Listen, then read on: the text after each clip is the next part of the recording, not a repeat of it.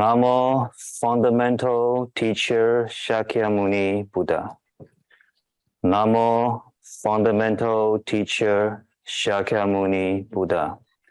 Namo Fundamental Teacher Shakyamuni Buddha.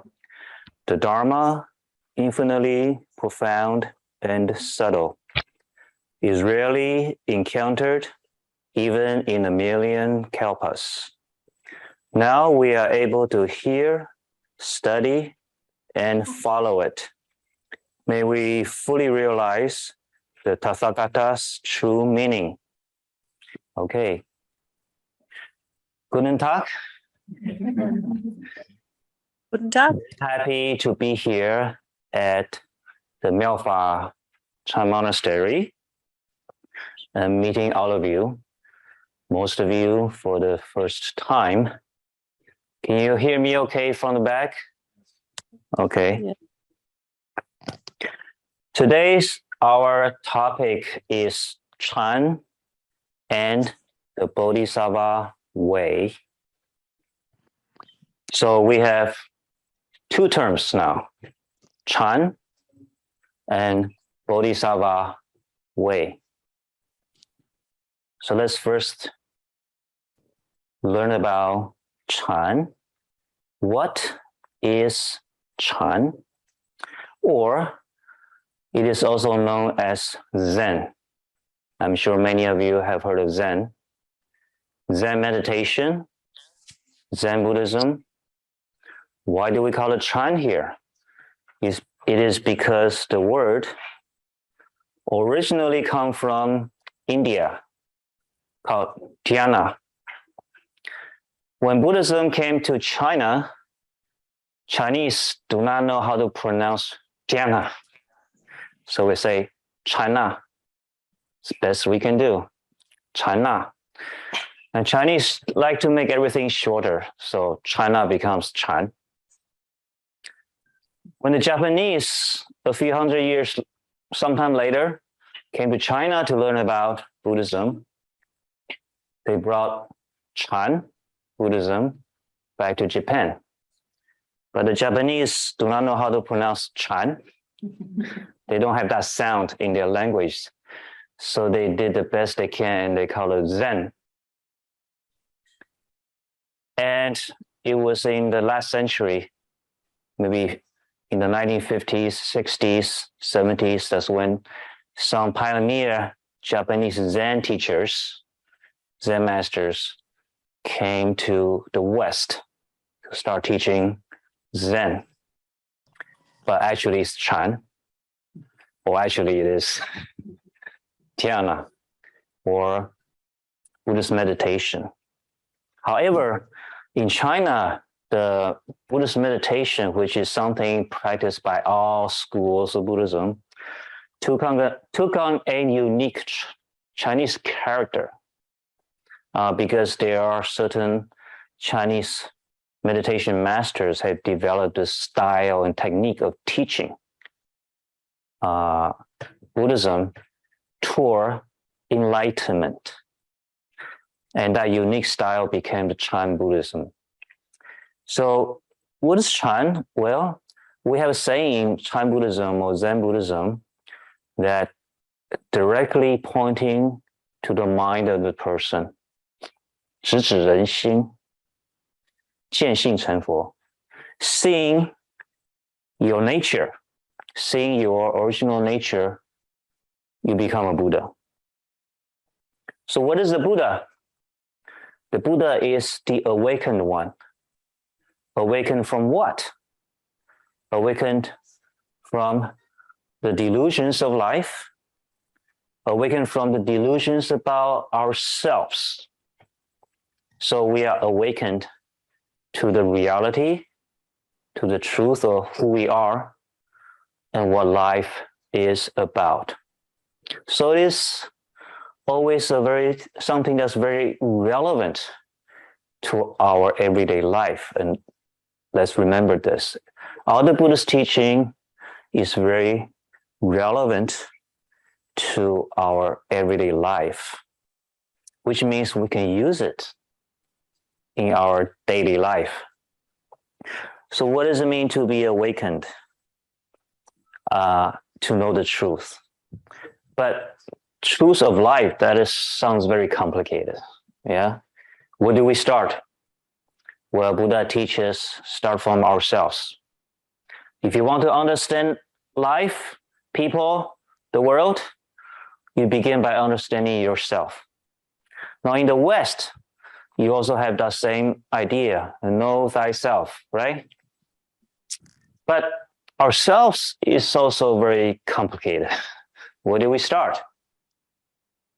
Buddha says, start from your mind. From your mind. So directly pointing to the mind of the person. The teaching teaches how to gain insight into our mind. Now, it is not the purpose of today's talk to explain fully how to do this. You have to ask Jianhu Shifu over time to learn this. But we'll just, say a little bit about it. How to practice Chan, that's an important aspect of Buddhism. It's not just a philosophy. It is not just some nice idea or profound idea, a theory. It is something you need to practice. You need to experience to verify the teaching. To verify the teaching so that you know it is true. If I say something, whatever I say today, how do you know it's true? Why should you believe me? Well, first of all, use your own rationale, your own reasoning, your own logic to see does what Shifu says make sense, right? So you understand that to a point, it must make sense to you. Secondly, you try to see what I say, what Shifu says, what Buddha says applies to your life. Does it make a difference in your life? This Buddhist point of view, does it make a difference in your life? Does it help you live your life better? Better meaning you are happier, you have less suffering, less affliction, less anger, less greed, and you have more inner peace. So how to practice Chan, a key in the Chan practice is mindfulness.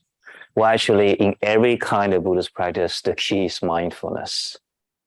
Mindfulness. So mind, it has to do with the mind. Mindfulness, it is a profound concept. There are certain qualities to the state of mindfulness. For example, being in the present. Is everybody in the present right now?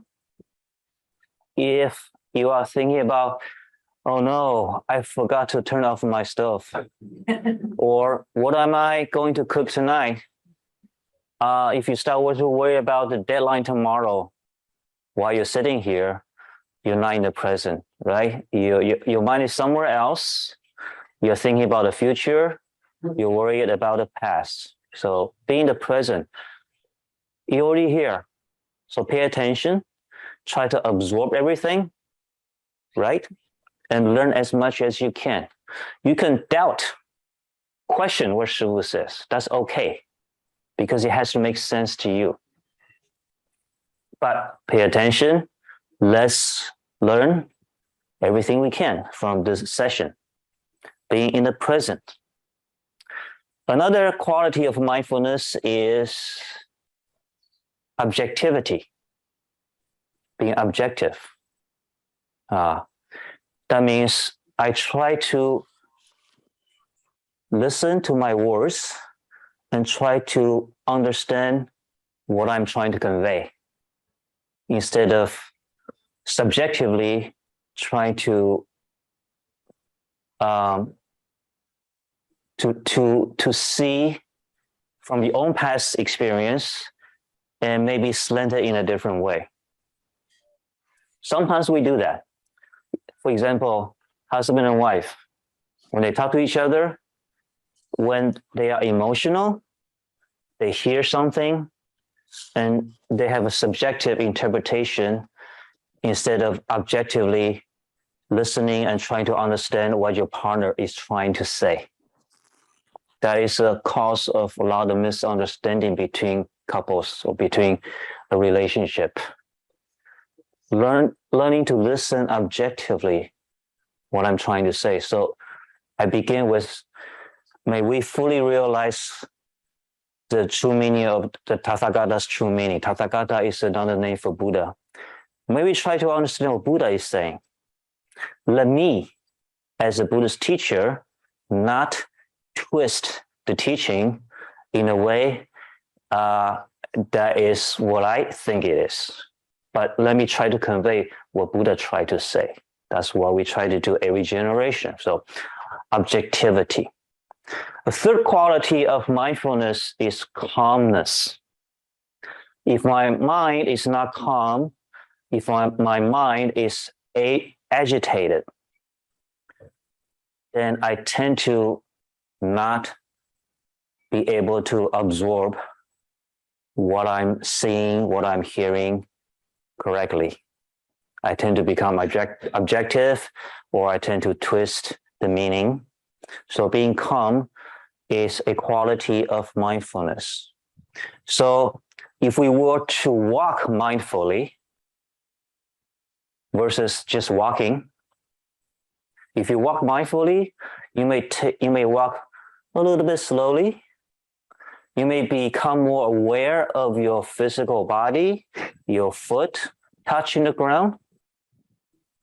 When you walk, you're not thinking about how soon will I arrive at my destination.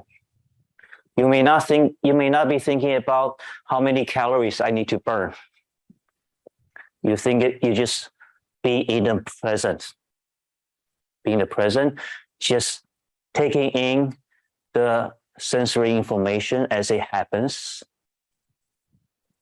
When you step on a little rock, little stone, and it hurts a little bit, you don't get upset. You just experience that pain and let it go. That's in the present, being objective. If you step on a little stone and there's a little pain, and then you say, I'm so unlucky. Am I always gonna be this lucky? No, that's a subjective coloring of the experience. You are over-interpreting the experience, not being objective. So little pain, and then a few seconds later, it's back to normal. It's okay. No big deal. You continue walking, but you pay attention to the road a little more. So when you do it, then your mind is calm. So when you walk 10 minutes or 15 minutes, that becomes a different experience. It becomes a walking meditation rather than just, I have to walk. Yeah. In America, I see a lot of Americans driving to go to a grocery store. There's a big parking lot. They would drive around the parking lot 3 times to find the closest spot, right? So it's like 10 feet closer, and they go to buy the grocery. After they're done with the grocery, they pay a gym membership and go exercise. Now let's say if I turn this into a mindful exercise, I will park the furthest parking spot, right? So I leave the closest spot for other people who need it. That's compassion, right? Kindness. And then I get to walk mindfully. I get to do my mindful exercise from the parking lot to the grocery store and inside the grocery store. As I pick up the grocery, I'm mindful. I don't always pick the biggest, prettiest apple. I pick a medium-sized apple and leave the bigger, beautiful apple to somebody else who needs it. That's mindfulness, and that's kindness. That's not bad. Your quality of your life is not going to decrease because of that, but it may increase, right? So it's not always, I have to get the best. And maybe other people, we can share with others.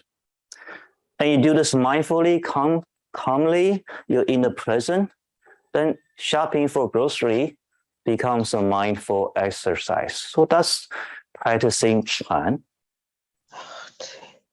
Why is that practicing Chan?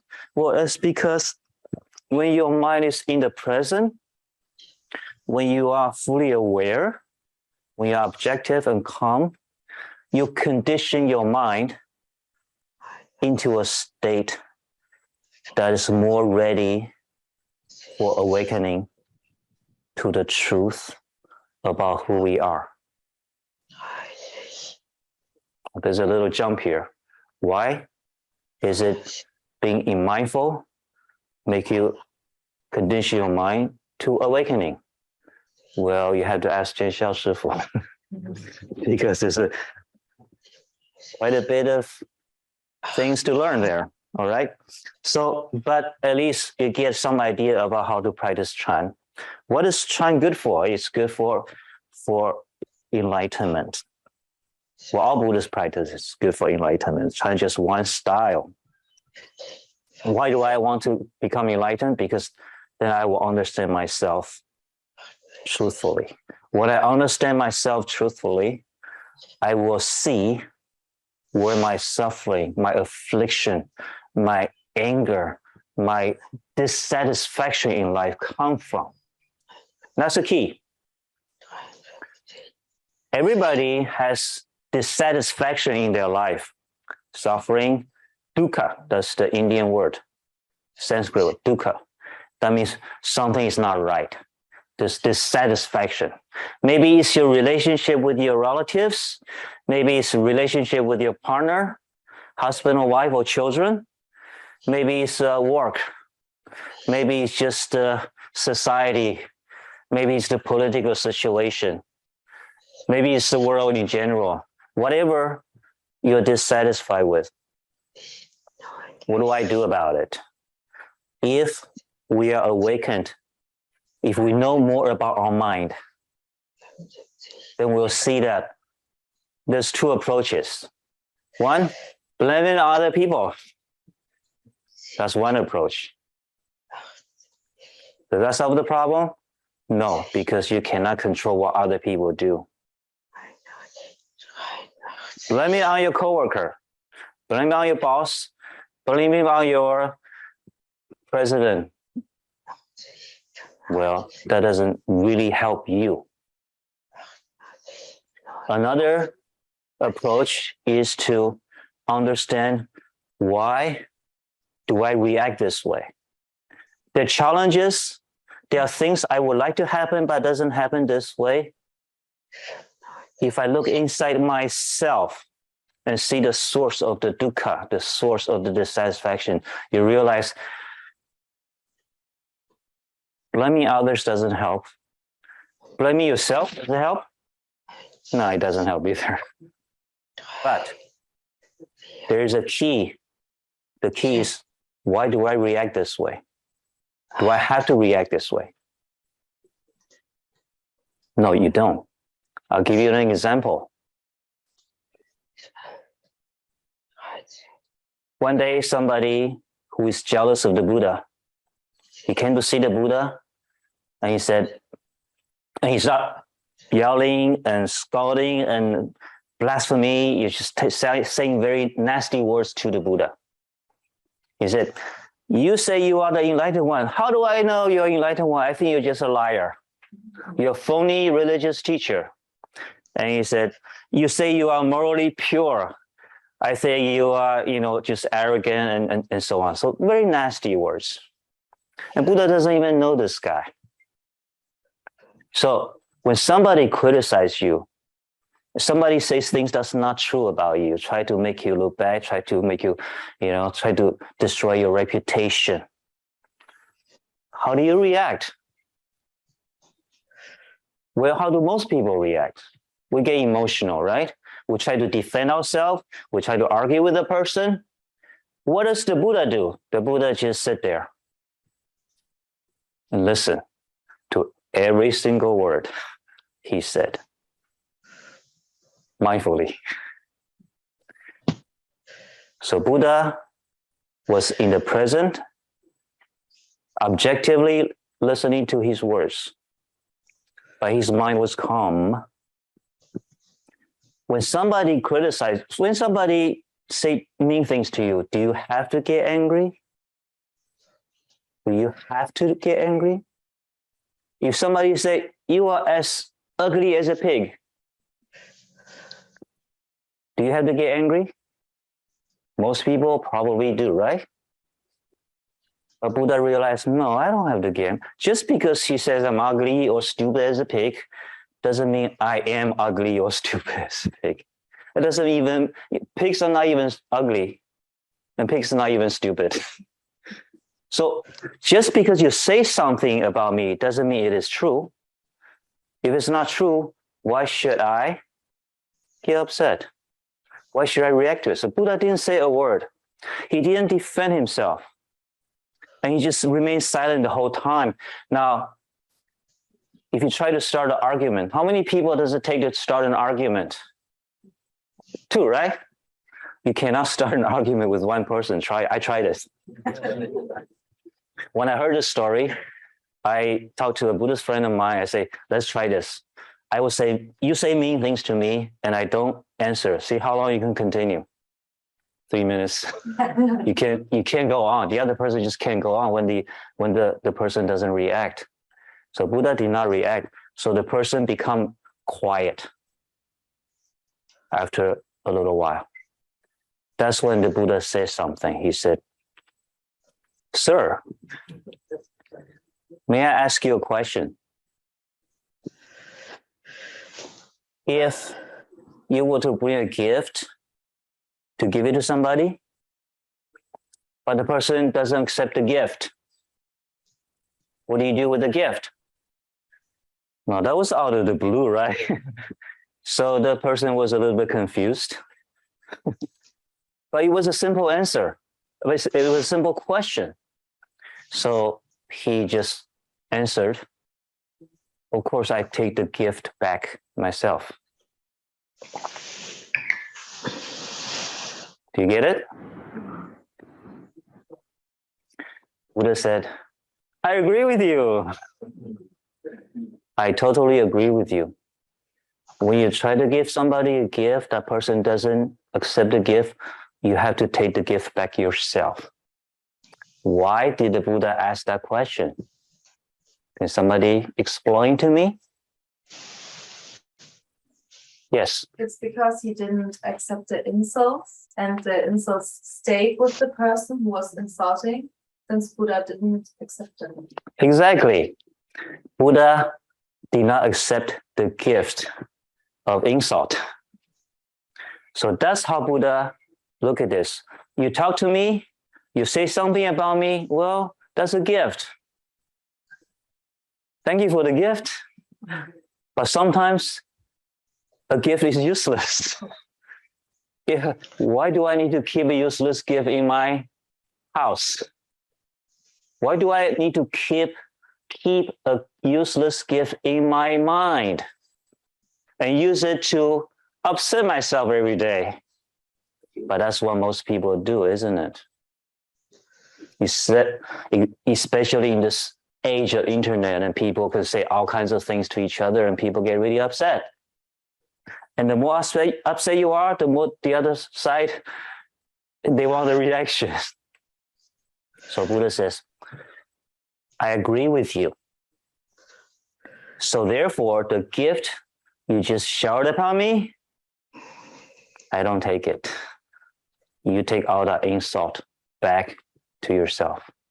And Buddha said, just like a shadow follows a person and an echo follows a sound.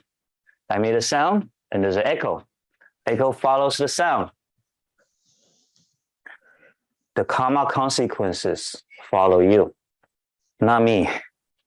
When you insult me, wrongfully.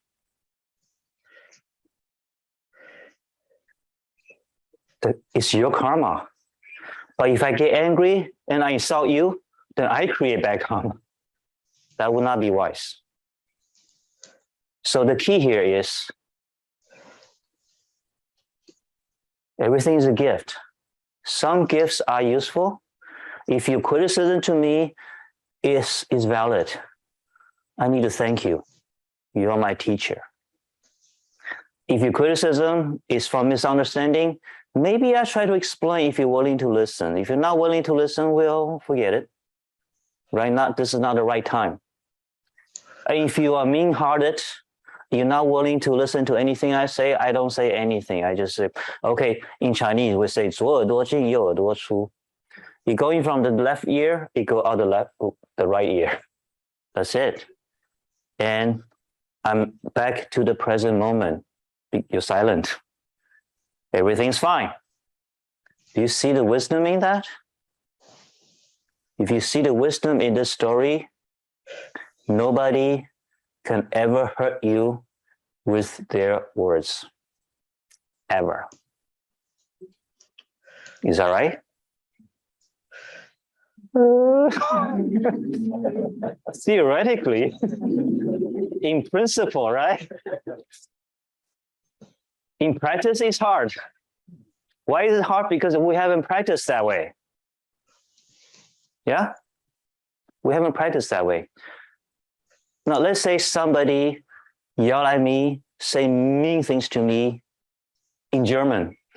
I don't understand German. Oh, thank you. Would you like to translate that? See, if I don't understand, it doesn't hurt me.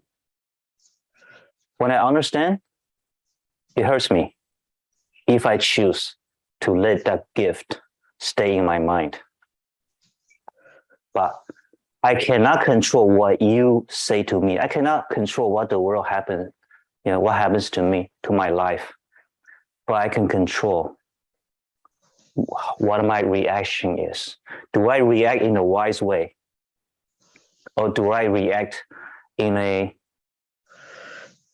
what Buddhism calls unenlightened way, in an ignorant way?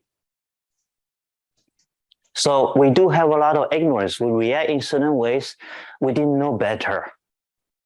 Now we know better, you can practice. Now, if somebody yell at you, say mean things to you, you say, wonderful, now I can practice this teaching. It becomes a valuable experience for me, because if you understand the story in principle, you don't get to practice. Next year, Shifu comes, if I come, you are the same. Nasty words still hurt you. But between today and next year, if you get to practice 30 times, and every time you remember the story,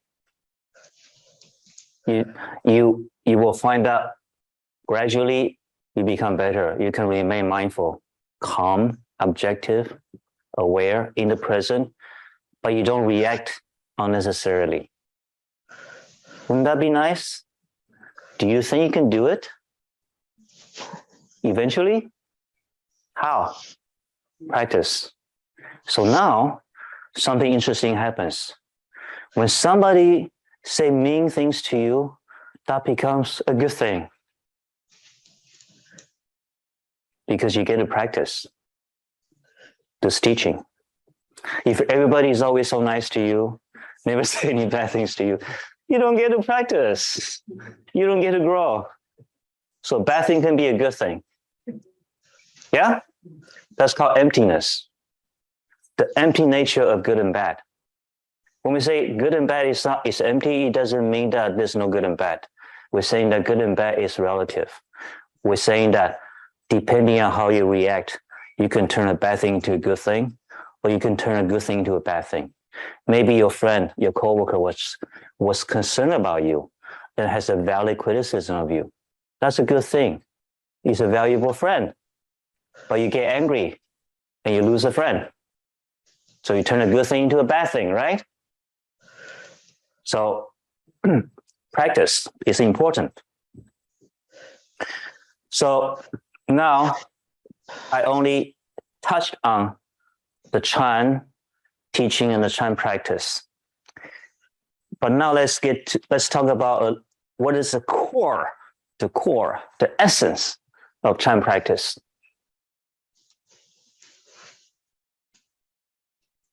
How long has it been? 20 minutes? 30 minutes. Oh no. Okay. So the core of Chan practice. Everything we study, you always want to know what's the essence of that thing. What is the core? You study chemistry, a particular kind of chemistry. You study cooking. You study psychology. You study medicine. You want to know the core of that knowledge. What is the core of Chan? Well, there's not one exact way to say it, but for today's purpose, I would say the core of Chan practice is pure mind. Mind, pure mind. What is a pure mind? Pure mind is the result of mindfulness. Remember the 3 qualities of mindfulness that I talked about? What was the first quality? Being in the present, good. What's the second quality? Objectivity, good. What's the third quality? Calmness. You guys were all mindful. But that's the beginning, right? And you can go deeper and deeper. If you practice mindfulness in different things like walking, cooking, doing laundry, cleaning the floor, if you do these simple physical activities with mindfulness, then your life begin to change. It's not a chore anymore. It is a Chan practice now. And because you're doing a Chan practice, you're getting closer to enlightenment. Isn't that wonderful? That's wonderful. Fantastic. Okay. So the core of Chan is pure mind. By bringing our mind into calmness and objectivity and full awareness and being the present. Oh, a fourth thing is awareness, full awareness, mindfulness. You are aware. Now, you condition your mind into a state we call pure mind. What is the opposite of pure mind? Impure mind. What is impure mind? When you get upset, emotional, your mind's agitated, you are not happy. Or when you're too greedy, too thirsty, you want something real bad, you're willing to sacrifice other people for it. That's not a pure mind, right? When you're angry, you just want to hurt somebody, even though you may go to jail for that. That's not a pure mind. Pure mind, that's not a pure mind. Impure mind brings suffering. Pure mind brings awakening or true freedom and happiness. Now, the core of Chan is pure mind, a mind that's capable of seeing the truth. When your mind is not colored by your agitation, your fear, or your worry, or your anger, you are able to perceive the reality around you better. If you argue with your partner or a friend frequently, that means you are not treating your friend or partner with a pure mind. That means you have some subjective idea of what that person is like or how she should be. And you're not listening to what signals this person, your friend, is giving you. You're not understanding your friend or your partner. With a pure mind, objectivity, calmness, you can perceive more of what they are saying, what they are trying to express, what signals they are giving to you. You perceive more of reality. When you have a pure mind, you can understand yourself better, your own body better. So when we, for example, practice mindful walking or meditation, you maintain awareness of your body. You begin to become aware of signals your body is trying to tell you. When you, who likes ice cream? Yeah. So ice cream is a wonderful food, right? Tastes wonderful. But then if too much, no good, right? So when you say, this ice cream is good, I want 3 cups. Yeah. In Taiwan, as we growing up, you know, when you eat ice cream, it's a small cup like this. In America, you get a banana boat. 3 big scoops ice cream, syrup, chocolate sprinkles, all kinds of things. Like, so that kind of consumption is not good. Why? Because when you say ice cream is good, it's only good for your tongue. Your tongue likes it, right? What doesn't like it? Your heart, your stomach, your blood vessels, your liver. They don't like it. And they try to tell you, but we don't listen. We listen to this guy, but not this guy, not this guy. When you have full body awareness, you begin to detect these less obvious signals. You don't have to be a medical doctor. You begin to hear more of what your body is trying to tell you. When we teach meditation, we say you sit like this, keep your body straight, keep your head straight, tilt a little bit. You know, you bring your chin in. You don't sit like this. Okay, you don't sit like this. You don't sit like this. You sit like this. Why? Why do I have to sit like this? Why do I sit like this? Well, why don't you sit like this for 5 minutes? Your spine will tell you something. If you sit like this for 5 minutes and you're aware, your spine, your neck bones will tell you, I'm suffering. This head is heavy. So if you pay attention to this, you're aware of your bones and your nerves, then you may adjust. Okay, this is a little bit too much still. That's better. No, that's too much. That's good. That's perfect. This is the position when your head is, the weight is perfectly distributed to the rest of your spine. When you're aware of what's going on, then this is natural. You will naturally adjust your position to this. But if you're not aware, you look at your cell phone for half an hour, right? Your attention is on this, and you ignore what your neck is telling you. And when you work on the computer all day, your shoulder and your elbows are trying to tell you things, but you ignore them. That's not mindfulness. And over the years, you develop all kinds of physical ailments, right? So when you are aware of your body, you begin to know more of your body, what is good for it. When you're aware of your mind, with your thoughts, you become more aware of what kind of thoughts are useless, what kind of thoughts are useful.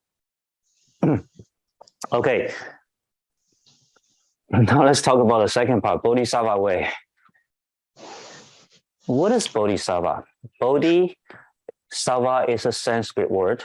Bodhi means awakened or awakening or to awaken, to enlighten, to be awake, to be enlightened.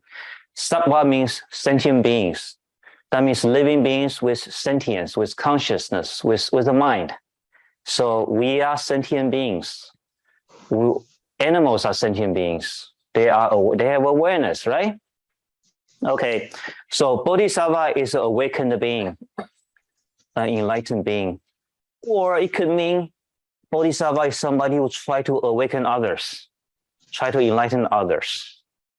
So that's what advanced Buddhist masters are, they are bodhisattvas.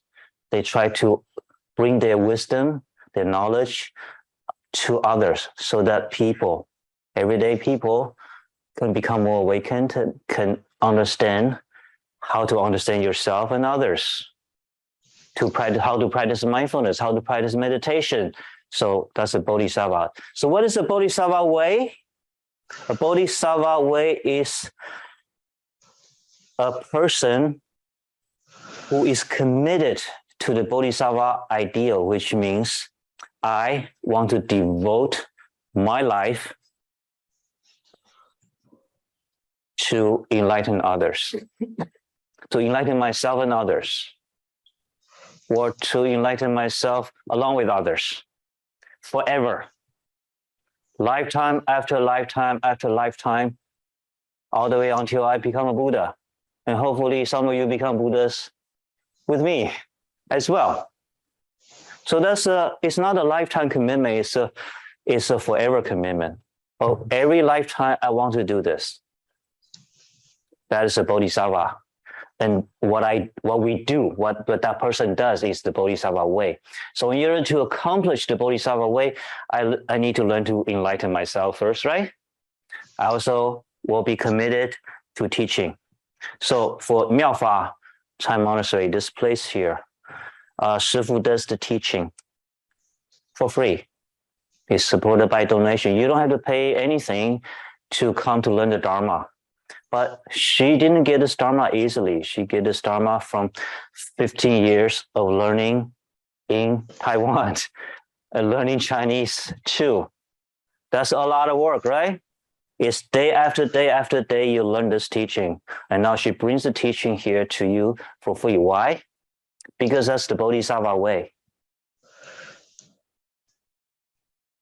Because it is what's meaningful for Bodhisattva to bring out what we learn, what we feel, what we know is beneficial to anybody who wish to learn from us. That's the Bodhisattva way. Now that is a big commitment. That is a big commitment, right? But to us, it's worthy. It's worthy. So Tibetan Buddhism is Mahayana Buddhism. Is committed to the Bodhisattva way too. All right. So what is the Bodhisattva way good for? What is good for everybody? At least we believe that it's good for everybody, and we hope that you will agree as you learn more about Buddhism. Right? How to practice the Bodhisattva way? Well, that's another big topic, and you have to learn from over the years. But basically, there's two aspects. One is, how do I understand my mind? How do I clear away my delusions, my ignorance? How do I attain a pure mind so I can see the truth of life, the truth about myself, the truth about the mind? And when I do, I will have the wisdom to enlighten others, to help others see the truth about themselves. And when they do, they will see the source of their suffering and the source of their happiness, the source of true happiness. Now, what is true happiness? Well, that's another topic. Okay, so what is the core of Bodhisattva way? Now, the Bodhisattva way, as I say, it's, there's a lot to learn. What is the core? What is the essence? What is the starting point? Why would anybody be committed to the Bodhisattva way? Well, there could be many answers. But what I want to say today, my answer is empathy. It begins with empathy, right? Empathy. What is empathy? Well, empathy is I can relate to you. I can relate to your suffering. I can relate to your unhappiness. And I want to do something about it. I hope I can help. Yeah. So that is the basis of Bodhisattva way. Now, according to Western psychology, empathy is not something you're born with fixed. You can develop your empathy. So if you know somebody who is totally not empathetic, totally mean, don't give up hope. Maybe that person, we can find a way to develop empathy. Or maybe you feel, okay, I know empathy is a good thing, but I don't know. I don't have enough. Well, you can develop it. How do we do that? How do we develop empathy in ourselves and others? Well, the way I see it, there's two aspects. One is from social interactions, right? You interact with people and you see their condition. You see when your friend is sick, how he or she is feeling. So, oh, that is sad. You see your pet. A dog is suffering, a cat is suffering. The dog is hungry. Maybe I want to feed the dog. You see other people are suffering with refugees. What can I do? Right? So social interactions. So, but it's not just social interaction, it's mindful observation of others' condition. Sometimes we feel you're suffering and I want to help, but I don't help in the right way. Yeah? So for example, you see, I lived in California for a long time, and in California, there's a lot of homeless people. I don't know if there are homeless people here. They are, right? So one issue our disciples have is, okay, these homeless people, do I give them money or not? If I give them money, maybe they go buy alcohol or something more serious, right? But I want to help. How do I help? Well, and some people will actually take the time to bring them to a grocery store, buy grocery and pay for their grocery. At least now I know I'm giving food to him and he definitely needs food, right? So that is a way to help. I'm not saying you should or should not give money, but it's mindful consideration of others' conditions and mindful consideration of what I should do, what I can do. That's the second part of a second aspect, empathy. What can I do? So we think that there's something within all of us, inborn within all of us, that wants to help others. I think it's within all of us. Confucianism also say that. Confucianism, Mengzi is Confucius. There's a Mencius. Mencius is a few generations from Confucius, but he's considered the second greatest teacher in Confucianism. He said, 恻隐之心，人皆有之, which can be translated as everyone has empathy. Everyone is born with it. He believed that. Some people is more developed than others. In some people, they manifest more than others. So whenever you see, and your mind is calm and you see some kind of suffering around you, would you say that you kind of want to help? You want to do something about it? You feel for it? You want to do something about it? Right? That's the second part of it. All right. So now we have this empathy, and the next, what we need is action. Action. Do we take action? What kind of action? Is it skillful action? Skillful means, or unskillful means? For example, I like to make fun of Chinese parents. It's okay because I'm Chinese, right? So a lot of Chinese parents, they tell their children, well, they want the best for their children, right? Like, you got to study, you got to get good grades, right? It's the Asian stereotype. You got to get good grades, but which is not a bad thing. But the action is in the wrong way when they say, all you have to do is get good grades. You don't have to do anything else. Just focus on studying. You don't need to help mom clean the dishes. You don't need to help mom, clean the house. You don't have to help your parents. You just focus on study. Don't get a part-time job. Don't waste time on that. That's kind of a traditional Chinese thinking, which is, you turn into, and don't worry about anything. Parents will provide everything for you. All right. So you see how that can go wrong. You bring up a kid who not only knows how to study and get good grades, but ungrateful, maybe without a sense of responsibility, right? Unaware of what the parents have given to them, what the society has given to them. They may not think about, say, okay, the most important thing is to get a good job and make money for myself. It could happen that way, right? So you want what is good for your friend, your child, and others, but we gotta take action in a skillful way, and that's part of the Bodhisattva practice. Skillful means considerate, wise actions. Now, what's the opposite of Bodhisattva practice? The opposite of empathy is usually self-centeredness. When the person is very much focused on themselves, they tend to ignore what's happening around them or ignore people's needs, ignore what action he has that impact other people. Then we say, oh, this person has no empathy. This person is selfish. And you know what? The more self-centered a person is, the more unhappy that person is. You just observe. Observe the people around you. That is true. So more dukkha, more suffering. So now we have some understanding. Okay, I want to be happy.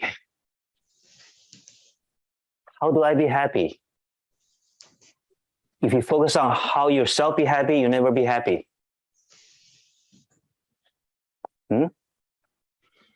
But if you focus on being aware of others, and you see what I can do for you within my capability, you know what? Your own affliction, your own troubles seem to go away a lot. Okay? Well, that's just touching on the aspect of Bodhisattva practice. You have to learn the rest of them from. So now, let's go back to the pure mind. Now, I talked about the core of Chan, which is pure mind, the core of Bodhisattva way, which is empathy. Do these two cores have a relationship? Because today's topic is Chan and the Bodhisattva way, right? So I have to somehow relate it. Of course they're related. But let's look at the pure mind a little bit. So we have a mind. Everybody has a mind. Who doesn't have a mind? We all have a mind. Who understands your mind? Nobody does 100%.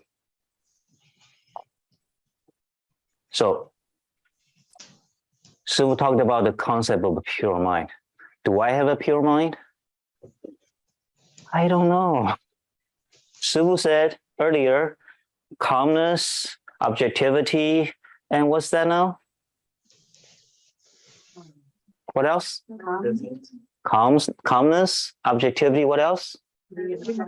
Being the present, good. And the fourth, awareness, yes, very good. So when I have that, when I practice that, I will reach pure mind eventually. All right? But how do I know we have a pure mind? How do I know that will be true? Well, today, right now, let's examine the mind a little bit. You see a Shifu here, right? You see two Shifus or three Shifus here. So you see something. You say, oh, that's a Buddhist monk or Buddhist nun, right? That's simple experience. You see with your eyes, and you say, oh, that's a Buddhist monk speaking. So that simple experience consists of two parts. knowing and consciousness. Knowing means you perceive something through your eyes. You perceive there's an object here wearing brown robes, looking like a person, right? Ball. So you perceive this through your eyes. That's called knowing. Now, at this point, you have not formed a concept. But immediately, in less than a second, you say, oh, that's a Buddhist monk. That's a concept. That's an idea that you learned, right? If you never seen a Buddhist monk, you see this, what is this? What is this person, right? You don't know. But because you have some knowledge about Buddhism, so you say, oh, that's a Buddhist monk. That's an idea. That's part of your consciousness. That's the part of your mind we call consciousness. It consists of ideas, concepts, emotions, judgment, decision, discrimination in a good and bad way. So all of that is consciousness. Most of what we call our mind is actually consciousness. Most of us ignore a more basic function of our mind, and that is knowing, or just simple perception. We just perceive some information. Okay? So when you see something here, when you hear something, when you say, you're stupid as a pig. Oh, you're as pretty as a goddess. You hear something. First, there's knowing through your ears. You perceive through your ears, right? You perceive some sound, loud and soft, and a different intonation. You perceive that sound, but no concepts here. You're aware of that sound difference or sound sequence. And then your consciousness come into work and say, oh, he said something. That's English, not German. He said, I'm stupid as a pig. And now your consciousness continue to work. So you first perceive, there's knowing, and then your conscious go through a string of processing. If an ordinary person say, you say I'm stupid as a pig, you discrimination, you are racist, you say I'm ugly, right? I hate you. That's my conscious processing. What would be the Buddha's processing? How would the Buddha process this? You're talking to me in Hindu, right? You're saying I'm a liar, I'm a fake teacher. No, I'm not a fake teacher. Go in left ear, go out right ear. I stop processing. I don't need to process this information anymore. I let it go. I let it go. No anger. My mind's calm. Is that good? That's cool, right? Some information are useful, you process it a lot. Some information not useful, don't waste your energy on it. Consciousness is the key to our suffering. Consciousness is also the key to our enlightenment. You see? You use your mind, you process in the right way, you get in touch with reality. You go back, become fully aware of your knowing. The knowing ability everybody has.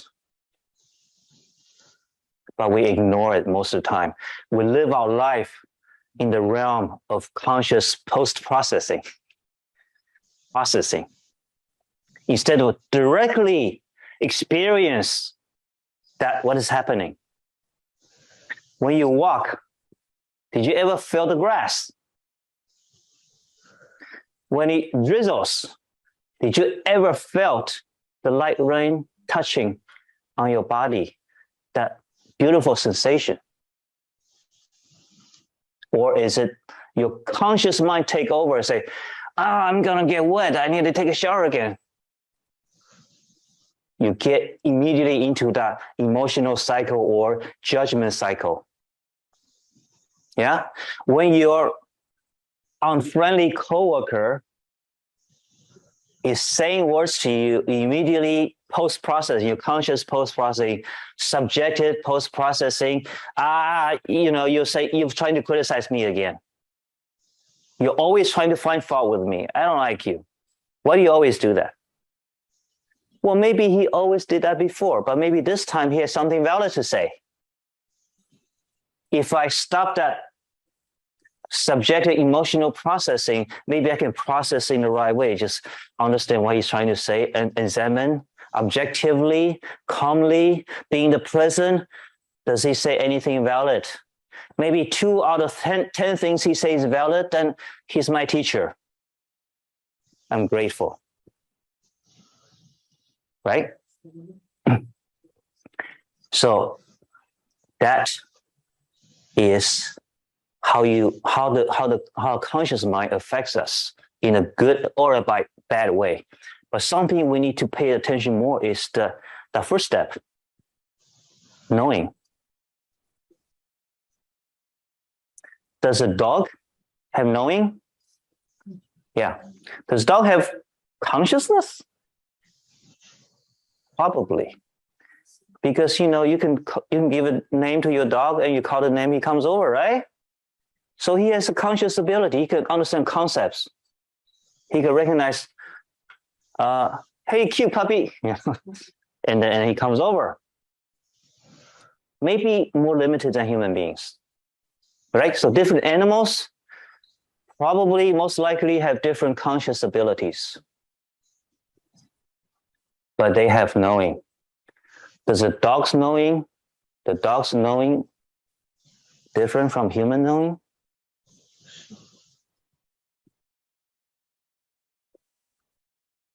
Knowing is something very simple and direct. It just knows.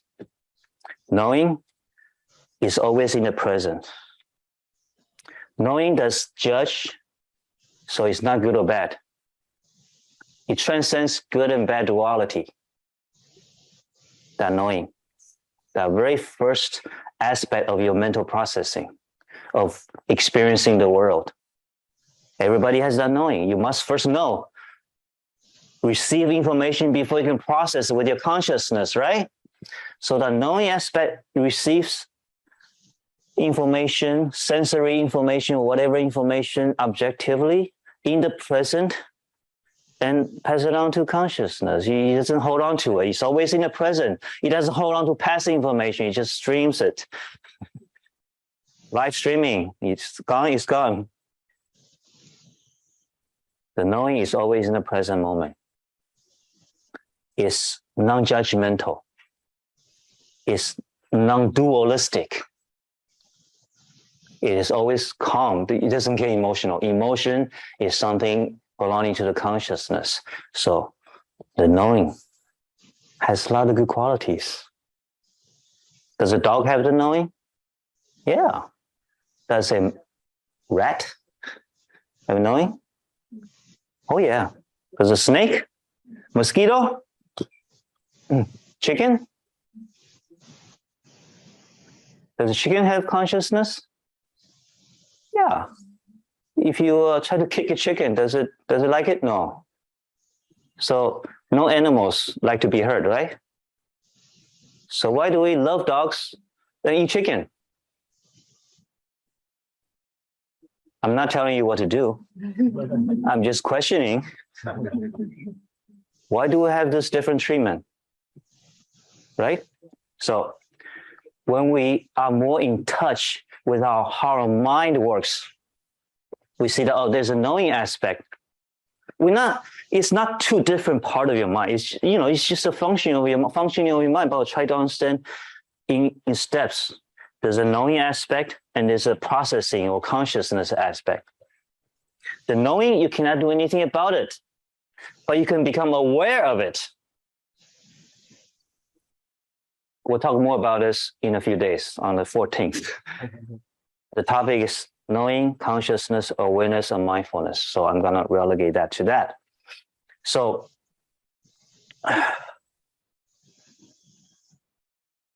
when we practice Buddhism, mindfulness, we become more in touch with that knowing aspect, and we see that all sentient beings have that knowing.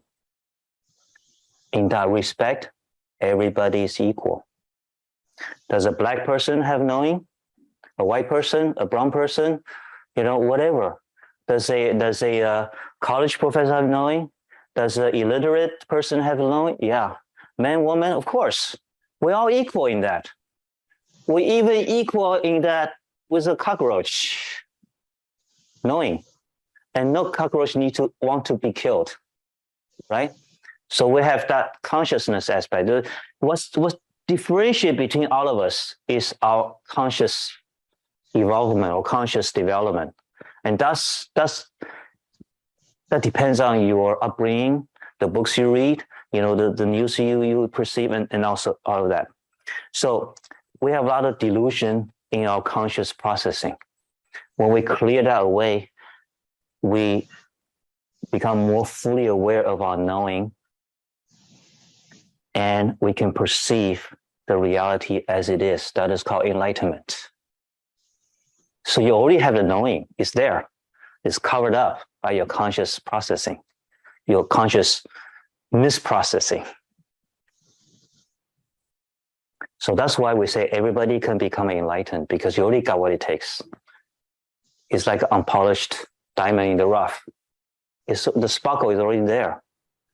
We just need to remove the misunderstanding, the misprocessing of your conscious mind. So that's the pure mind. Another term for that is the pure mind.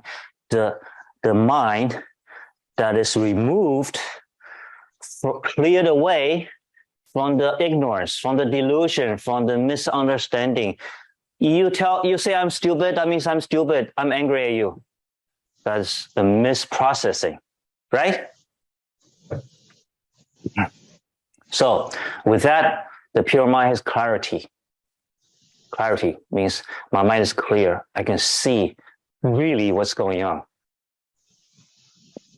Objectivity, interdependence. We haven't talked about this. Our mind is always interacting with other people's mind, right? Or even other animals' mind. We interact with them. In fact, we never stop interacting. Our body is always interacting with other physical matter as well, right? Interdependence means that you impact me, I impact you. In every way. Physical way, mental way. Ever since even before you were born, you are interdependent. You're dependent on your mom. You're interacting with your mom, but your mom interacting with the world. So the world is interacting with the fetus already. Isn't that right? So as individual, how individual are we? How independent are we? That's a big question. That's another topic. So I just want to touch on that. So understand we are so intimately interdependent, not in a bad way, not dependent, codependent in a bad way. Interdependent. It means that understanding more fully the relationship of what others doing impact me and what I'm doing impact you. Karma. So right now most of us are more aware of climate change, right? We thought for maybe 200 years, 300 years, we can do whatever we want to the environment and it won't affect anything. But now we understand the interdependence of our actions, even driving, even, plastics, even whatever, they are all impacting the world. As interdependence, the more understand the interdependent relationship we have with the rest, the wiser we are, the more we are in touch with reality. So if you look at some people in the world are racist or discriminating, prejudice, it's because they don't understand interdependence. They don't understand how these people they are prejudiced against play a role in their life. How many people affect your life in a single day? How many? Give me an answer. Countless. Countless. You jump too fast. Yeah, so maybe 5 people in your family, but then more than that, right?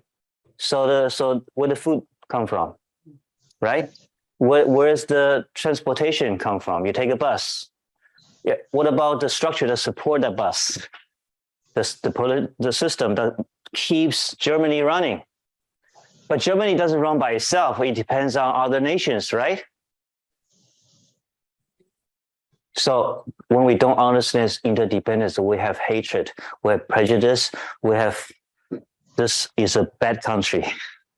This is a good country. We got to punish this country. We got to start a war with this country. We don't understand the interdependence. So pure mind will help us understand that.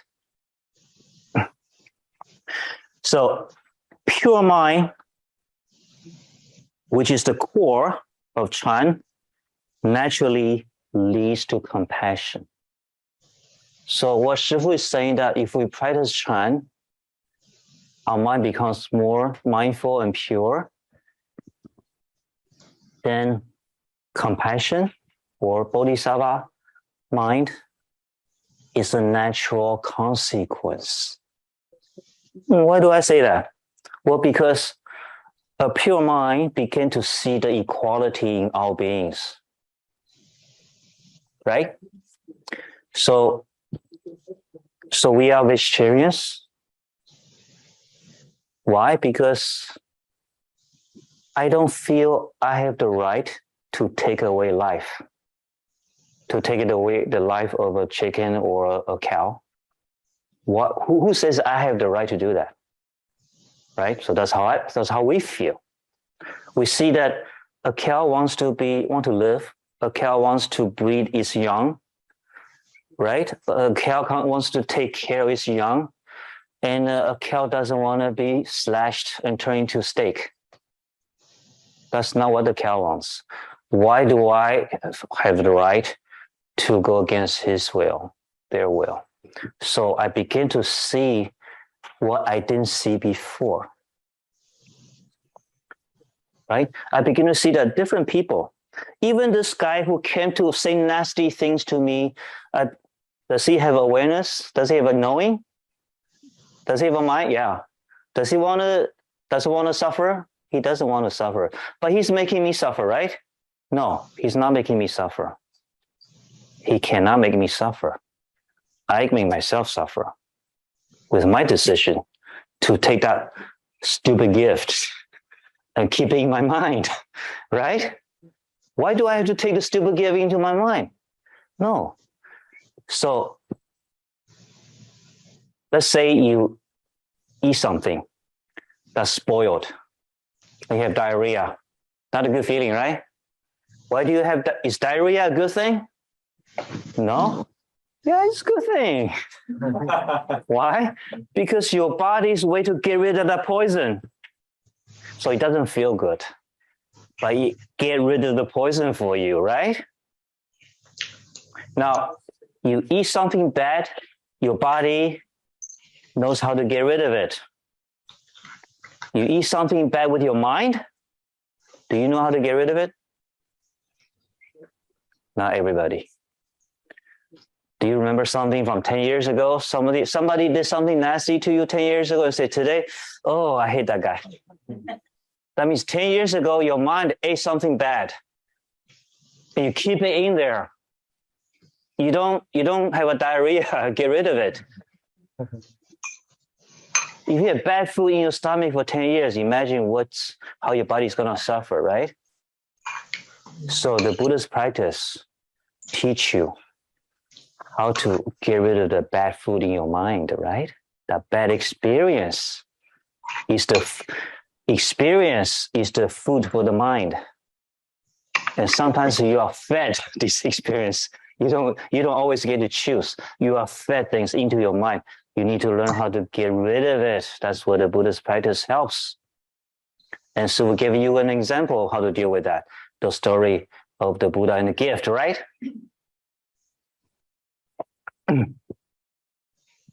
So now I can go a step further.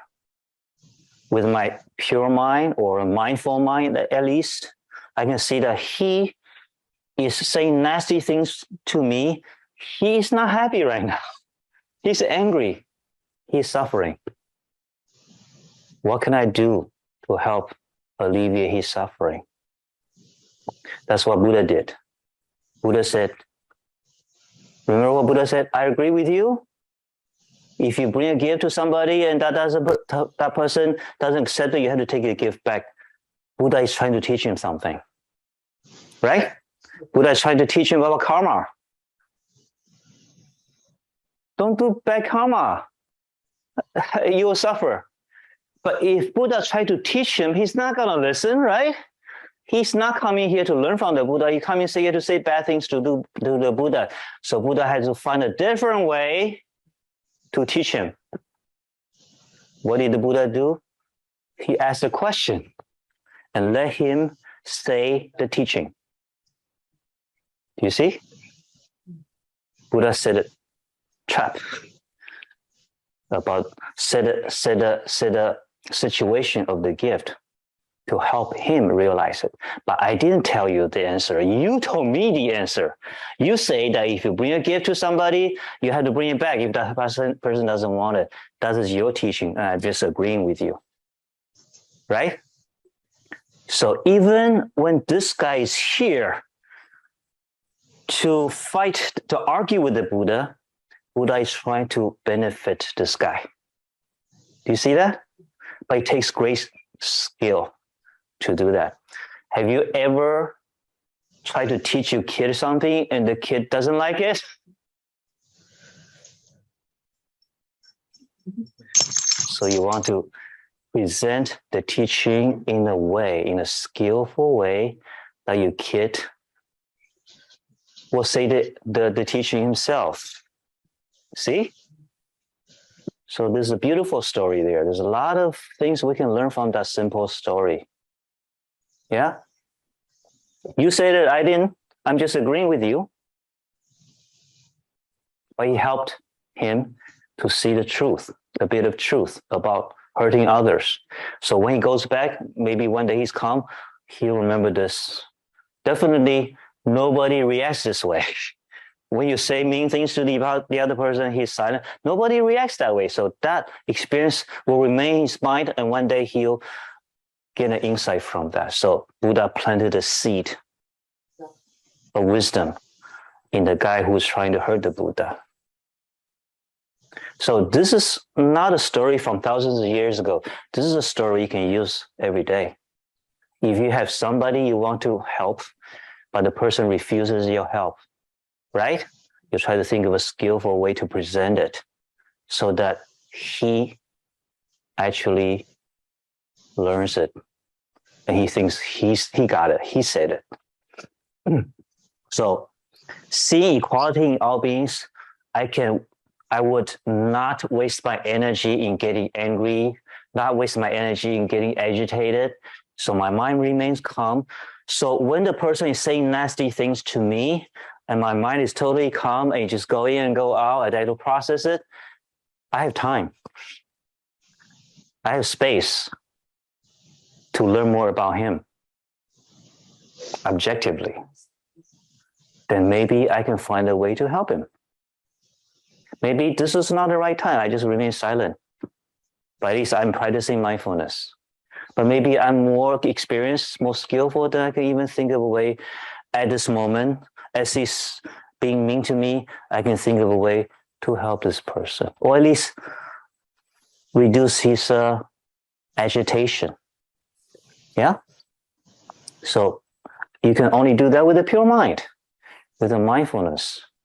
If you're not mindful, and you dance with his tunes, you can't do anything to help yourself or others, right? So when your mind is calm and clear, you have that capability, more capability to actually do something positive about the situation. So, and then you use that pure mind to see people around you, and you begin to see people are suffering unnecessarily in many cases, right? People are repeating the same mistakes, reacting in a habitual way.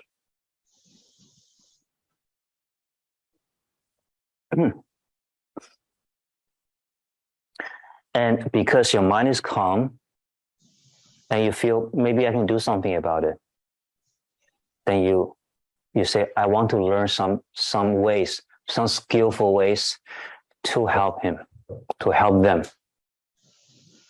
You have the capability, the capacity, the time, the space in your mind to do that. Now, if you want to, then you can learn about the Bodhisattva way. So you can start with the people around you. Yeah. A real story from many years ago, a policewoman who was attending Shifu's class, she told me a story. She said, you know, as the work of a police is very stressful. Yeah. Every incident can cost you your life. So they have a weekly meeting at their police department. And there's another policeman who's always getting on her case, always disagreeing with her. So they always argue. And every meeting ends in argument.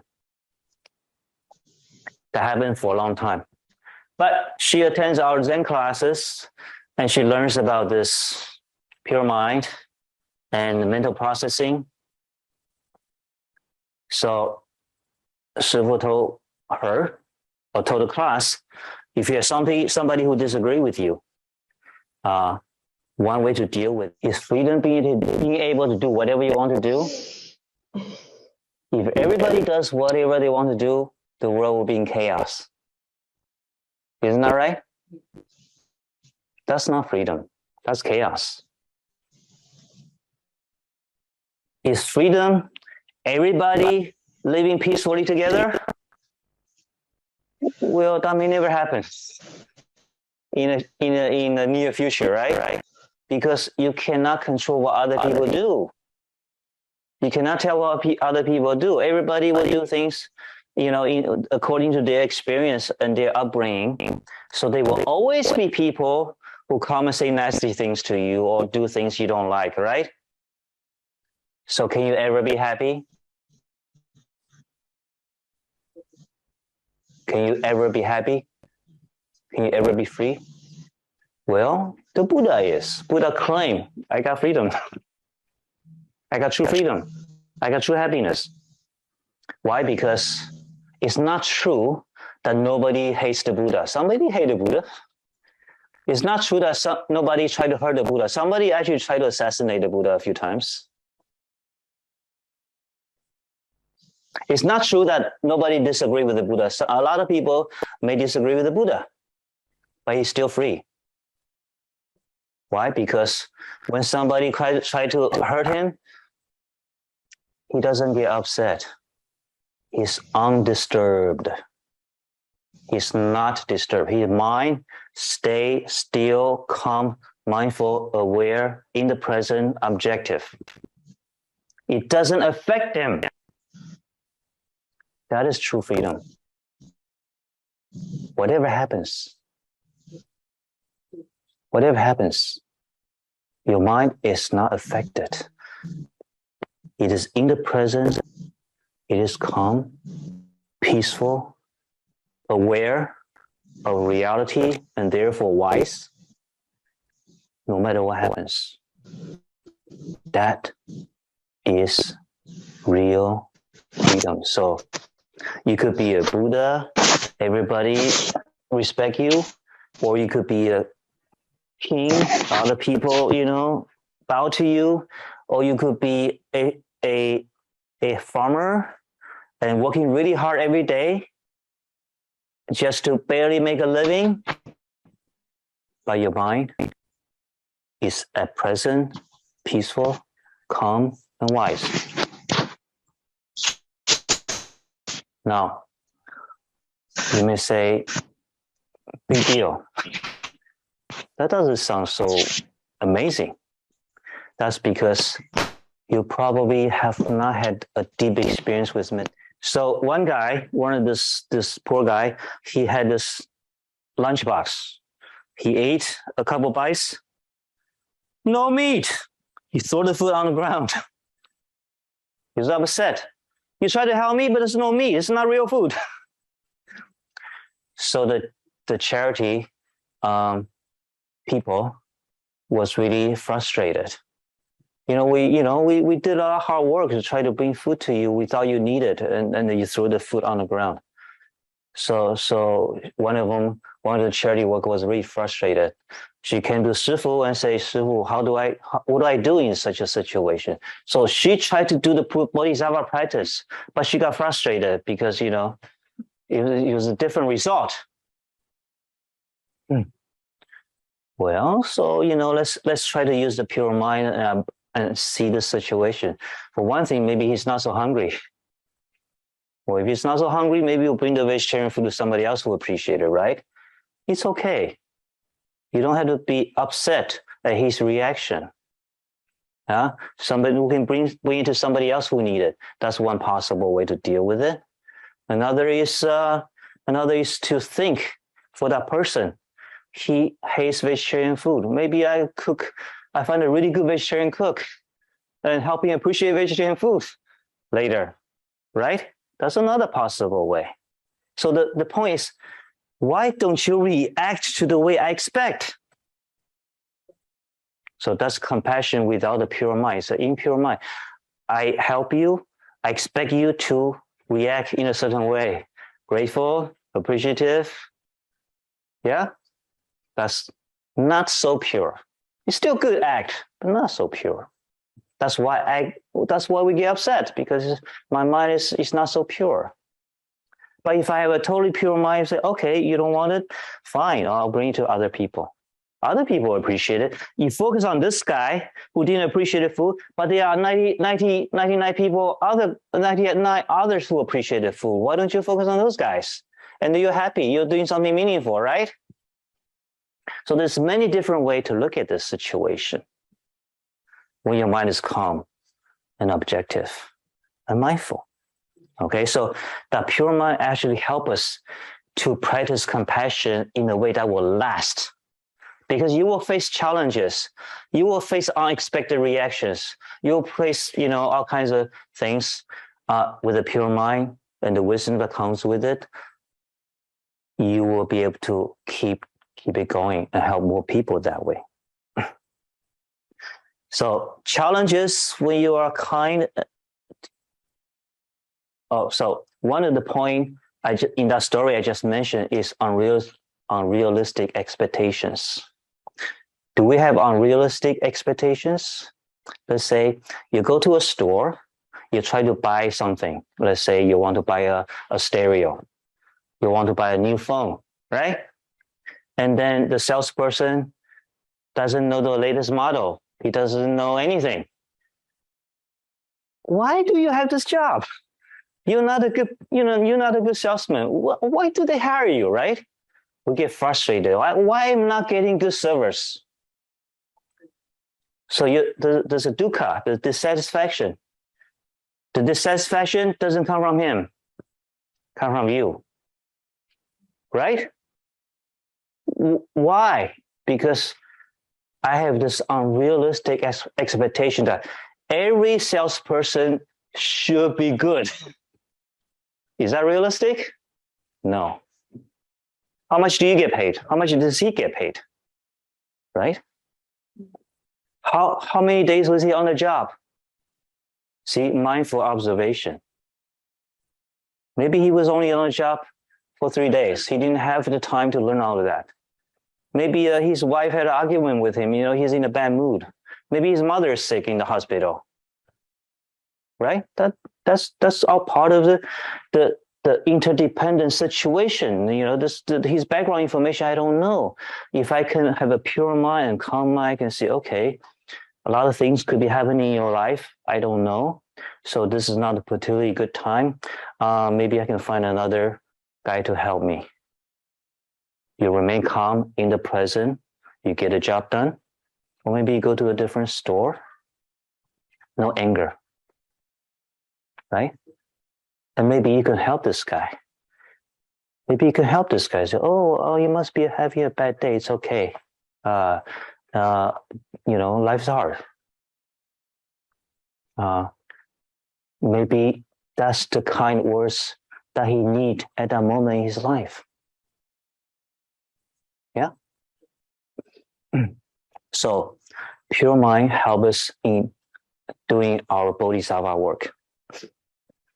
Now, one last thing. What happens when you try to practice the Bodhisattva way, try to be helpful, try to contribute, but you are unable to change the situation? Well, that can happen, right? A lot of things we feel helpless. Well, remember your core value. Why are you doing this? Why are you doing this?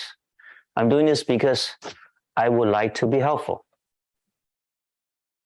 So I do try. If the result is not ideal, in Buddhism, that means the cause and conditions are not together. The right conditions are not together. The right factors haven't all been met. That's okay. Let's move on. Right? That's one thing. Because you're still practicing your core value. That's what's important. You're trying to make a difference, and you feel you're not making a difference, but actually you are, even if nothing seems to change. You try to help this guy who is suicidal, right? And then he didn't feel any better after 2 hours of talk. You feel, oh, I didn't do a good job, right? You feel bad about yourself. Well, you did try to make a difference. Who knows? Maybe one of the things you said tomorrow will make a difference to him. Or maybe not this time, but next time with another person will make a difference. Butterfly effect. You know about the butterfly effect. A little bit of thing can actually go very far, have a great impact because of interdependence. So I'll end with a story. There's a American tourist who was vacationing in Mexico.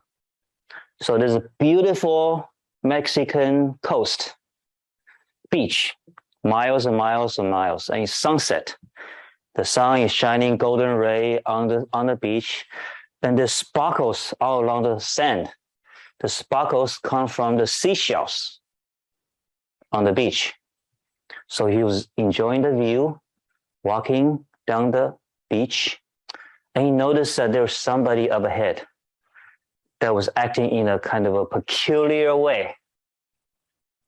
The guy was lowering his body, picking up something from the sand and throw it into the ocean.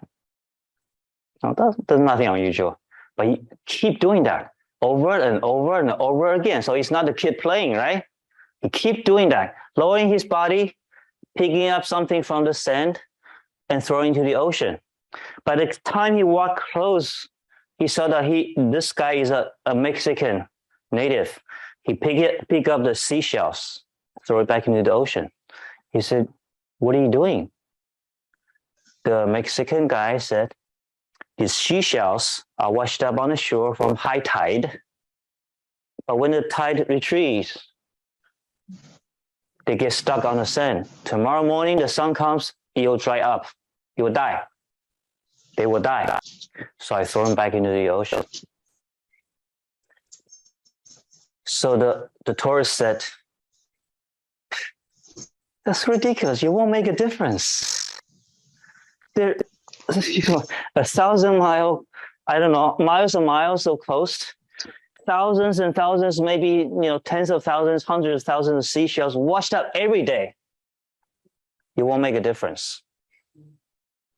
That's sometimes how we feel, right? The Mexican guy, he just picked up a shell he continued to pick up a shell, throw into the ocean. He said, makes difference for that guy. See? Sometimes we look at the big situation and we say, oh, I can't make a difference. But it makes difference for one guy. One person is more than enough, right? If you just make a difference with one person, and there are 9,999 other people you are unable to help yet, you don't know. Because you help this person, this helper maybe use the same thing to help 10 other people. And 10 other people help 100 other people. Before you know it, interdependence, butterfly effect. So every little bit counts. Every little bit is meaningful. Everybody can make a difference. So you will understand this because you have the pure mind.